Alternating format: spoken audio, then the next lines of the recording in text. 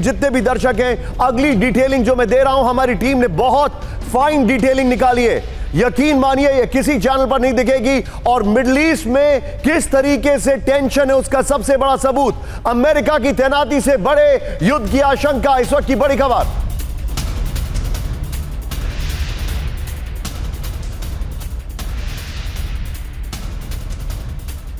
बढ़ाई, ये देखिए अमेरिका ने बढ़ाई मिडिल ईस्ट में अपनी फौज। अमेरिकी नेवी का मिडिल ईस्ट में जबरदस्त तैनाती, अमेरिका के मिडिल ईस्ट बेस पर बढ़ रहे हमले। ये बड़ी खबर मैं आपको दिखा रहा हूं, तीनों ब्रेकिंग, तीनों शॉट दिखाइए।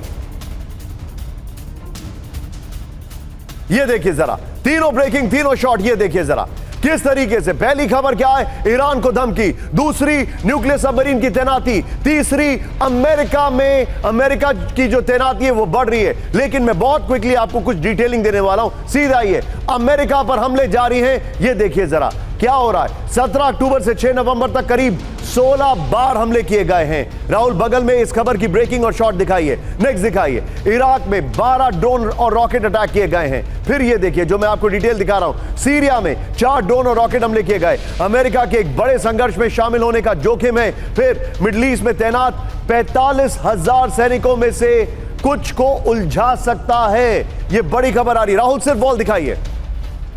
अमेरिका ने मध्य पूर्व में परमाणु पनडुब्बी को स्थानांतरित कर दिया है, ट्रांसफर कर दिया है। यहां पर यह बड़ी खबर आ रही है हमारे पास। फिर 2000 अतिरिक्त सैनिकों को अलर्ट पर रखा गया है पेंटागन की तरफ से। 2 एयरक्राफ्ट कैरियर पर 7500 सैनिकों की तैनाती है। अब मेरे कैमरा पर राणा जी जरा जूम इन करने के लिए तैयार है। राहुल सीधे दिखाइए वॉल। अब ये जो हालात हैं, ये देखिए मिडिल ईस्ट में अमेरिका की तैनाती, ये देखिए इजराइल एक बेस है, अघोषित है, लेकिन कुल सेना 45,000, कुवैत में करीब 13,500, बहरीन में 9,000 सैनिक हैं, यह जानकारी है। कतर में 8,000 सैनिक तैनात हैं। इधर देखिए सीरिया में 900 सैनिक तैनात हैं। इजराइल एक बेस है लेकिन अघोषित, यहां पर करीब 13,500 यहां पर भी हैं। यह डिटेलिंग हमारे पास है। यह देखिए, मैं चाहूंगा राहुल ये वाला वॉल लीजिए और पहले वाला वॉल को ऑल्टरनेटिवली चलाइए। ये वाले वॉल के साथ सीधे चलिए। मेरे साथ इस वक्त मौजूद हैं जनरल के Sinha sir. Sir, this is getting very very big. Vipin, आपको इंतजार कराने के लिए माफी, मैं आपके पास आ रहा हूं। न्यूक्लियर सबमरीन की तैनाती, अमेरिका में मिडिल ईस्ट की तैनाती। राहुल, न्यूक्लियर सबमरीन वाली ब्रेकिंग लीजिएगा इन वॉल्स के साथ। What do you make out of it sir? Middle east burn कर रहा है और मुझे ऐसा लग रहा है कि something big is about to happen. America यूं ही तैनाती नहीं करता इतनी पोस्चरिंग के लिए, इतनी तो यूक्रेन में भी नहीं की गई। सही है। देखिए यहाँ पर निशान जी, हमें एक चीज़ समझना होगा कि इसमें direct involvement United states of America का है। और यदि अमेरिका नहीं करता है तो उसकी जितनी भी पैठ है, जितनी भी धाक है, वो खत्म हो जाएगी। आपने बड़े अच्छे तरीके से दिखाया कि कुल कितने बेसेस हैं। 850 बेसेस में आपने तकरीबन यहाँ पर 9 बेसेस दिखाए हैं, जिसमें सीरिया है, उसके अंदर में कुवैत के अंदर सबसे बड़ा, मगर मेरे ख्याल से सबसे बड़ा कतर के अंदर बेस है उसका।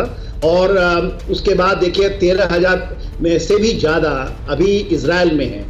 और ये मान के चलिए 3 महीने के समय के बाद मैं परिस्थितियों को थोड़ा सा डिफरेंट देखता हूँ।